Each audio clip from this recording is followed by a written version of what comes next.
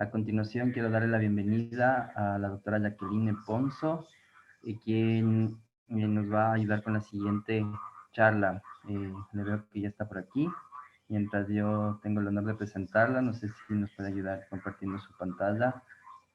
Estimada Jacqueline, bienvenida.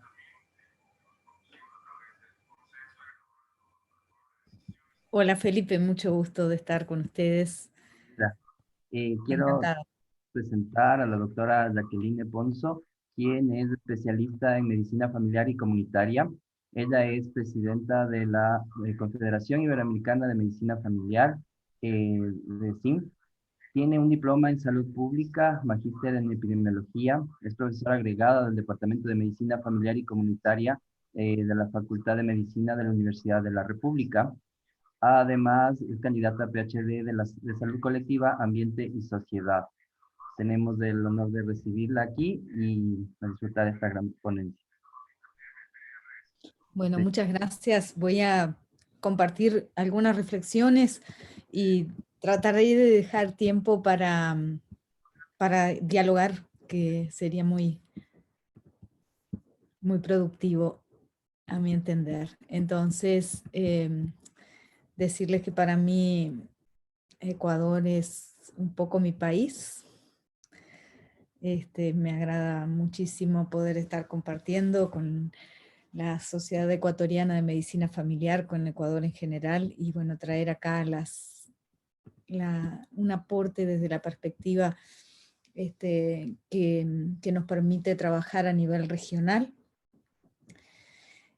Y en relación a los conflictos de interés, manifestar que no se trata esta de una actividad patrocinada ni remunerada, que mi pertenencia institucional, como dijo Felipe, es la Confederación Iberoamericana de Medicina Familiar, donde la actividad es totalmente honoraria, y la Universidad de la República, donde me desempeño como docente.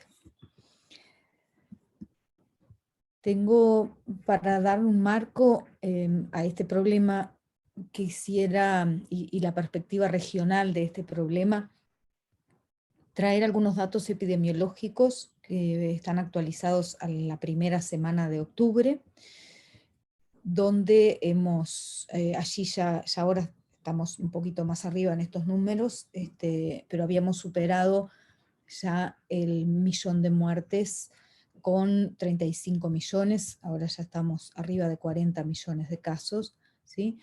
Pero sobre todo los números, me interesa poder dimensionar la situación de nuestra región en el contexto mundial.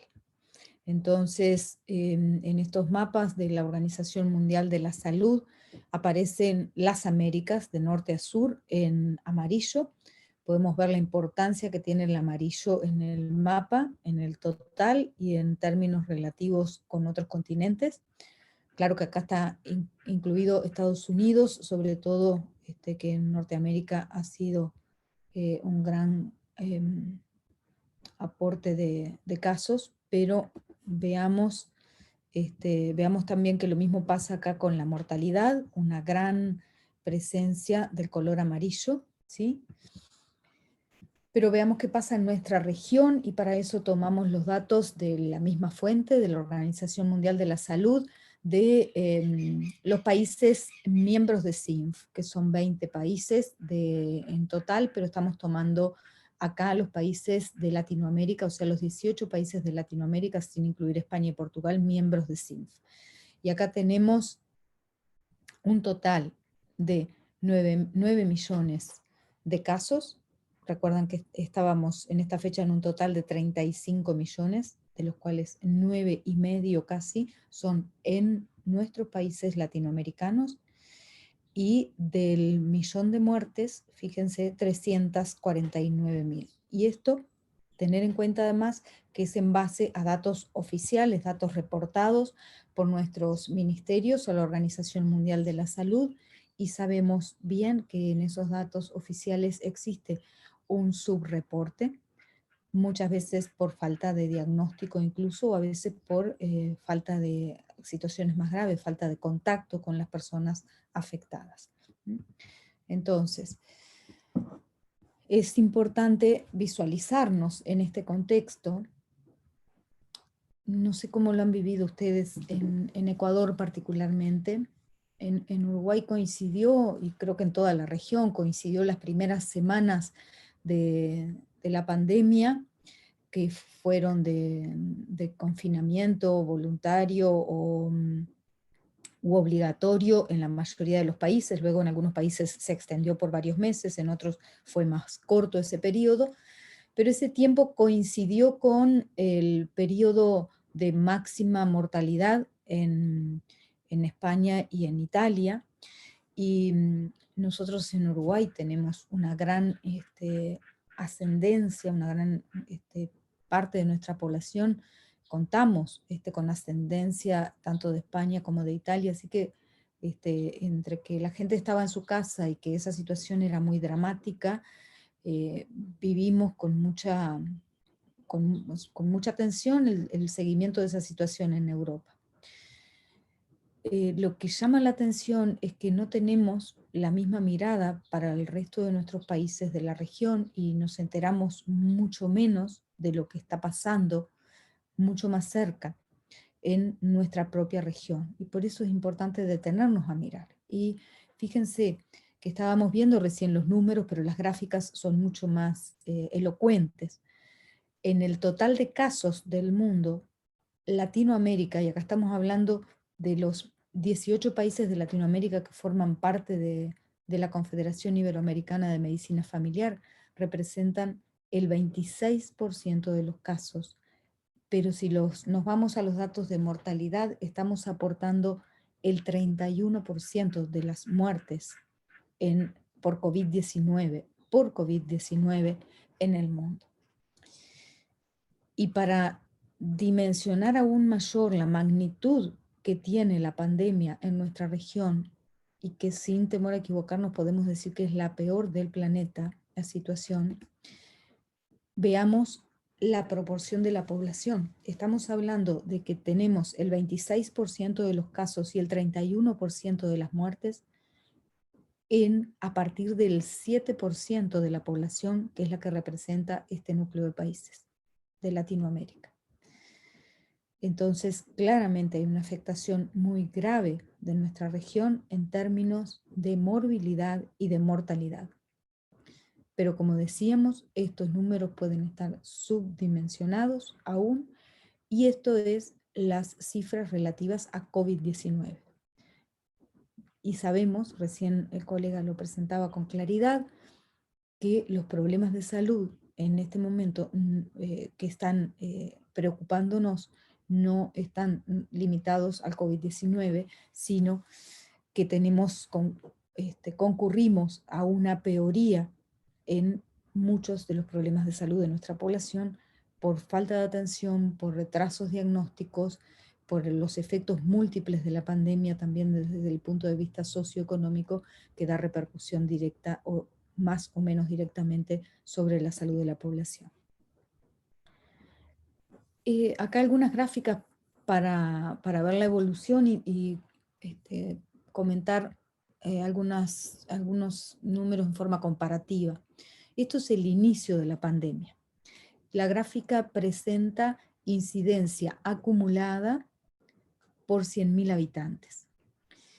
Al 23 de marzo, en la región tuvimos nuestro primer caso el 26 de febrero de 2020 en Brasil.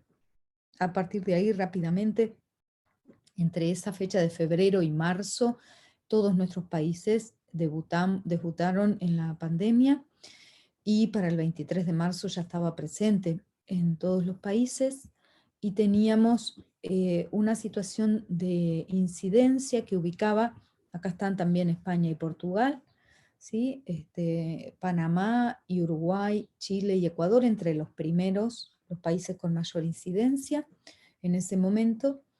Y en términos relativos, fíjense, altísima la incidencia de Italia, menor en Corea del Sur, en Estados Unidos, en China, y la global del planeta en 189 casos por 100.000 habitantes. acumulado, es esto, los casos que se iban contando desde el inicio, desde el 31 de diciembre de 2019 que se estableció el primer diagnóstico. Esta gráfica es la misma, pero acá estamos solo con los países de Latinoamérica, y lo que pretende mostrar es esto que les comentaba de la diferencia que existe entre los números oficiales y los datos que constatamos muchas veces en nuestro territorio, que no es exactamente lo que se logra documentar. Entonces, acá esto simplemente mostraba un retraso, porque en general vimos que 2, 3 días, una semana después, luego la OMS llegaba a estos números actualizados. Lo que pasaba acá era que estábamos todos muy activos haciendo un seguimiento de la pandemia en nuestros países y teníamos información en tiempo real más actualizada que la Organización Mundial de la Salud. Entonces, con el color más oscuro aparece la tabla, la gráfica de incidencia cada 100.000 habitantes por datos de la OMS al 23 de marzo. Y con el color amarillo más claro aparecen los datos de incidencia según los reportes de nuestras asociaciones, en el caso de Ecuador, de CENF, a través de nuestra red de la Confederación Iberoamericana. Entonces, fíjense particularmente Ecuador, en ese momento se posicionaba en segundo lugar si tomábamos en cuenta los datos disponibles a través de los colectivos profesionales, particularmente de medicina familiar, de CENF, que estaban activos reuniendo información y compartiéndola a nivel regional. Sí, y el dato era sensiblemente menor que el presentado por la OMS en ese mismo momento. Estamos acá con el mismo indicador, pero ya en octubre de 2020, y cambia sustantivamente la escala. Entonces, claramente seguimos trabajando acá con la incidencia acumulada, o sea, no estamos contando, estamos incluyendo todos los casos que han ocurrido en el periodo desde el ingreso de la pandemia en nuestros países, y claramente vamos aumentando el numerador en forma continua porque vamos sumando los casos de cada día, ¿sí?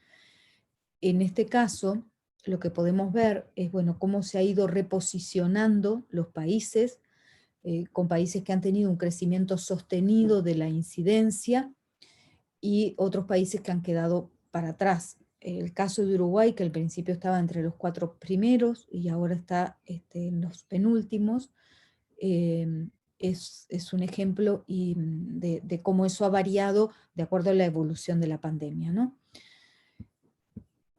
Está graficado con azul Estados Unidos para que tomemos la referencia, porque también con Estados Unidos nos ha pasado por efecto de los medios de comunicación, tener un seguimiento muy activo del problema, tener una dimensión de la gravedad del problema, que no la negamos en absoluto, es muy grave la situación de la pandemia en Estados Unidos, pero nos permite también dimensionar que esa situación es más grave en muchos de nuestros países, o tanto o más grave que en Estados Unidos en la gran mayoría de nuestros países. Entonces tenemos en este caso, con los datos oficiales, en este momento las incidencias más altas en Panamá, Perú, Chile, Brasil, Argentina, Puerto Rico, y por acá tenemos a Ecuador en el tercio último, digamos, por debajo de la mitad, pero reitero que esto es en términos de datos oficiales, que sabemos que tenemos pérdida de datos, y que la gravedad del problema no está dado solo por el número de casos acumulados, sino que está dado por la velocidad en la que se van presentando los casos y también por las características territoriales en las cuales se va presentando. Entonces, saliendo un poco de los números, lo que sí quería traer acá es, bueno, de qué forma la pandemia, que emergió como un tema nuevo, que nos sorprendió de alguna forma al inicio del año, no está previsto que nos abandone pronto, y las situaciones de convivencia con el problema, de continuidad de la presencia del problema por varios meses, y por qué no decirlo años, porque la perspectiva de encontrar soluciones mágicas o biomédicas que permitan atender integralmente el problema y resolverlos, por ahora no aparecen próximas. Entonces, esto implica tanto a nuestra comunidad, a nuestra población, a nuestros pacientes, como a nosotros como equipos de salud del primer nivel de atención y como sistemas de salud. Y esto nos lleva entonces a reflexionar sobre el tránsito que hemos tenido en esta pandemia en distintos momentos, y en la situación actual, las perspectivas que tenemos, que es lo que quería compartir en este tramo de la presentación. Esta imagen dolorosa, y es de las cosas que nos han golpeado más, esta imagen es propiamente de Ecuador, y nos da cuenta de lo que ha sido el contacto con la muerte, que ha llevado tanto a la población como a los equipos de salud esta pandemia. Esto es un cementerio en Manaos, desarrollado específicamente para COVID-19. Manaos es una de las regiones de Brasil que tuvo más alta mortalidad por carencia en recursos asistenciales y por una rápida diseminación de la enfermedad.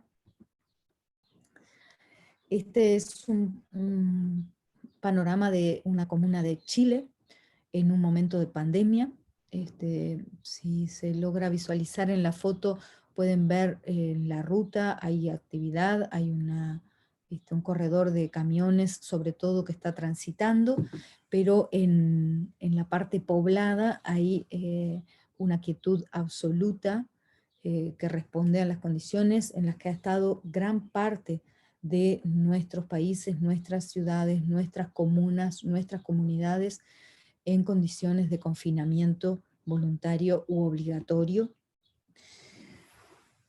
Los desafíos que nos ha instalado la pandemia en clave cultural, y no voy a hablar yo de eso a Ecuador, que es uno de los países con mayor diversidad y riqueza cultural en nuestra región, y que nos desafía permanentemente a las estrategias de comunicación adecuadas para compartir nuestro saber en términos de cuidado de la salud, y también para abrirnos a comprender posibles aportes de las distintas culturas para el cuidado de la salud. Circunstancias acá en otra clave cultural, una clave cultural urbana, y una clave económica constante de nuestra región: la precariedad económica, la vulnerabilidad social, la carencia de vivienda, la carencia de recursos para atención, cobertura de las necesidades básicas. Entonces, allí el cartel, esta foto es de una ciudad de Argentina, de Mar del Plata. ¿Quién hace cuarentena con la panza vacía? ¿Sí?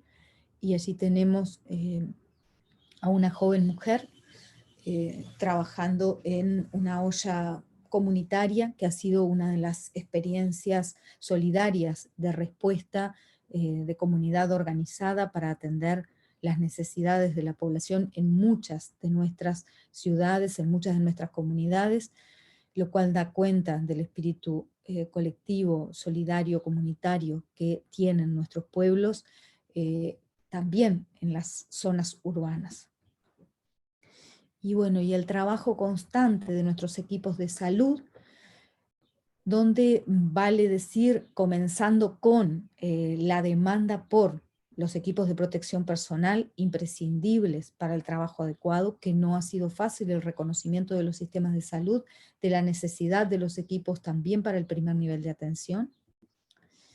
La abogacía y los mensajes de educación. Acá tenemos a una de nuestras jóvenes médicas de familia, Gabriela, con una de las campañas de abogacía promovida por Huayna Kai Latinoamérica, estoy en el trabajo por vos, quédate en casa por mí. Y el trabajo directamente en el territorio, en la atención de los pacientes con COVID-19, en la detección de la enfermedad, en la aplicación directamente de los test en domicilio, a cargo de los equipos de atención primaria, a cargo de medicina familiar y comunitaria. Acá tenemos residentes de medicina familiar y comunitaria de Uruguay que están haciendo testeo en San Bautista, una de las localidades de Canelones. Y la situación que a lo largo del tiempo se va agravando, ya no solamente por COVID, sino por lo que decíamos, la acumulación de problemas de desatención y de agravamiento de otros problemas de salud. Esta gráfica, que es de Perú, nos muestra la realidad. En muchos de nuestros países se están acumulando muertes, ya no necesariamente por COVID, pero incluidas muertes por COVID, muertes con COVID, en contexto de pandemia, y que en todos nuestros países lo que se está viendo es una elevación de la mortalidad en relación a años anteriores, y que esto nos da cuenta de la mayor demanda de cuidado que tiene nuestra población. Estos datos son de Chile. 7 de cada 10 enfermos crónicos suspendieron sus controles durante la pandemia. Y entonces esto nos coloca frente a problemas y necesidades de salud de nuestra población que son el COVID-19, pero que son los problemas y necesidades no COVID. Y muchos de ellos son necesidades de salud, no son problemas, ¿verdad? El cuidado de salud, el cuidado prenatal, el control y el cuidado del crecimiento de niños y su desarrollo, la atención de las personas con problemas crónicos, la atención de los problemas agudos que siguen apareciendo. Y para todo esto nosotros contamos con herramientas de la medicina familiar y comunitaria que nos permiten una versatilidad, una capacidad de adaptación y una capacidad de respuesta a esta demanda renovada y exigente que estamos afrontando, que nos ubican en un lugar de privilegio y de óptima capacidad para la respuesta necesaria. El trabajo en equipo, la visita domiciliaria, la perspectiva comunitaria y, refiriéndonos específicamente a COVID, quiero mencionar la importancia de la perspectiva epidemiológica particularmente. Es en muchos países un problema la distancia que existe entre la medicina familiar y comunitaria y la salud pública. COVID-19 nos muestra con claridad la importancia que tiene la integración de la epidemiología con el primer nivel de atención, con la atención primaria, y particularmente el papel de nuestra especialidad en el cuidado de COVID, en la identificación de casos, ya sea sospechosos o confirmados, ya sea la posibilidad, si tenemos la posibilidad de hacer test, o cuando no tenemos la posibilidad de hacer test, el conocimiento que nos permite la atención longitudinal, la inserción en el territorio y el conocimiento de las familias y las personas, nos da mucho más elementos para establecer con mayor solidez el diagnóstico de sospechas si no contamos con el test diagnóstico. Una sospecha firmemente fundada que nos da mucho más peso para hacer las recomendaciones de cuarentena por sospecha de COVID o por diagnóstico de COVID. La identificación de los contactos de las personas es bien diferente. La capacidad que tiene de identificar el contacto un equipo desconocido que viaja desde un nivel central del Ministerio de Salud Pública, a la que puede tener un equipo que conoce el territorio, que conoce a las personas, a las familias, a sus rutinas, a sus trayectorias cotidianas, y puede saber mucho mejor y trabajar con la confianza que tiene la gente en sus profesionales para identificar los posibles afectados por contacto con un caso positivo de COVID. Y esto nos ubica en una situación de privilegio para realizar diagnóstico y orientación, no solamente a nivel individual, sino además familiar y comunitario, y contribuir a detener la progresión de la enfermedad. Pero además, para poder realizar recomendaciones a nivel institucional y a nivel político de las medidas necesarias para contener el problema. También este ámbito de trabajo y la integración de la epidemiología y la medicina familiar y comunitaria en territorio nos permite asumir y aportar desde un lugar protagónico a la investigación, con preguntas claves que van surgiendo de nuestra participación y nuestro conocimiento del problema en el lugar donde se está gestando, en el escenario comunitario, que es el escenario donde transcurre la mayor parte del problema COVID-19, en la producción y registro de datos y en el análisis de la información. La continuidad de la docencia, la enseñanza, aprendizaje en el contexto de COVID junto con la investigación es uno de los desafíos que tenemos por delante y que estamos sosteniendo. Y las perspectivas que nos presenta esta situación junto a estos desafíos, tanto para COVID-19 como para todas sus consecuencias, necesitamos más medicina familiar y comunitaria en nuestros sistemas de salud. Fortalecer el primer nivel de atención, la atención primaria y los sistemas de salud con ese componente que sigue en deuda aún en nuestros sistemas en la mayoría de nuestros países. Avanzar en la innovación, la incorporación de la telemedicina, que es una prolongación de muchas de nuestras prácticas ya propias de la medicina familiar y comunitaria, para la atención domiciliaria, para el seguimiento, para la atención de nuestros pacientes con problemas crónicos. Es mucho más efectiva la telemedicina cuando nosotros tenemos un conocimiento de las personas. Y en un enfoque clínico ampliado que nos permita incorporar en la dimensión de nuestra evaluación biomédica el componente comunitario y la jerarquización de los problemas de acuerdo a una red de problemas clínicos, comunitarios, familiares que vamos identificando en equipo. Los recursos de la telemedicina que se están incorporando progresivamente en nuestros equipos del primer nivel de atención, y finalmente como mensaje final, el fortalecimiento y la continuidad, el sostén del vínculo con nuestros pacientes, que es el mayor recurso de salud que tenemos y la mayor garantía de la continuidad de la atención y de un cuidado efectivo. Para finalizar, quiero decirles que estamos trabajando desde la Confederación Iberoamericana de Medicina Familiar con expectativa de reunirnos en forma presencial para el próximo Congreso Regional que tendrá lugar en Brasil del 18 al 21 de agosto de 2021. Próximamente se va a abrir el sitio web con la apertura de inscripciones y la convocatoria a propuestas. Queremos que, a pesar de este contexto tan difícil, tengan presente la posibilidad de llegar hasta allí.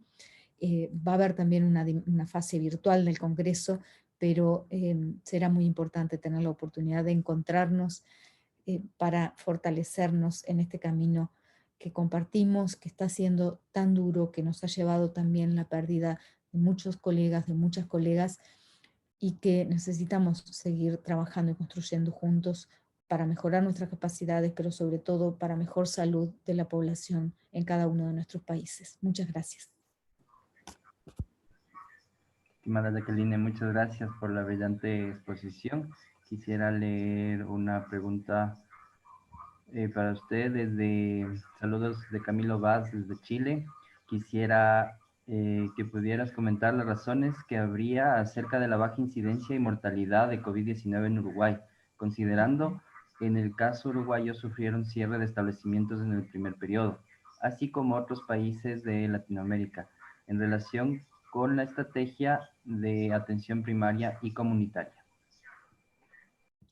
Bueno, gracias Camilo por la pregunta.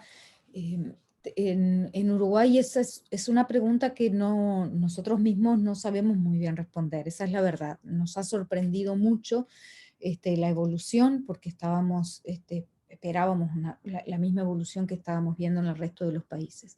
Algunas claves que analizamos. Lo primero es que, y es algo que sabemos para todos los problemas de salud, la determinación de la salud, de la enfermedad, no es puramente biológica.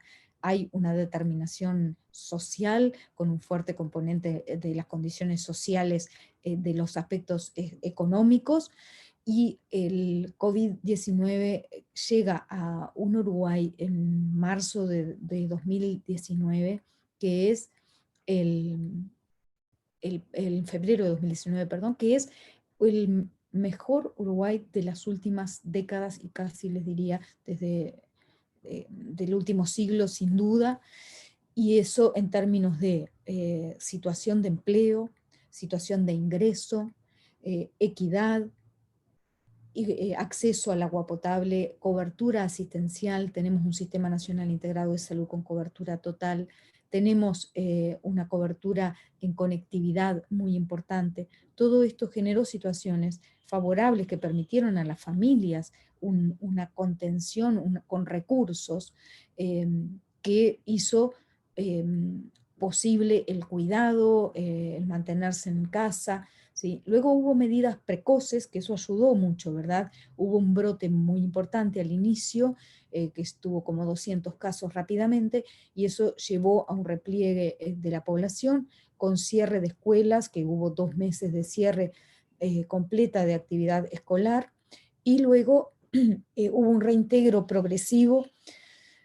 Luego hay aspectos que tienen que ver con la capacidad de diagnóstico, y acá también es muy importante una capacidad pública de la universidad pública con institutos de investigación públicos como el Instituto Pasteur, que contribuyeron a disponer un testeo siempre que fuera necesario, y es la realidad que tenemos hoy. O sea, hay una sospecha de diagnóstico, se puede hacer el test, y se puede testear a todos los contactos. Esto ha dado una capacidad de controlar los brotes rápidamente.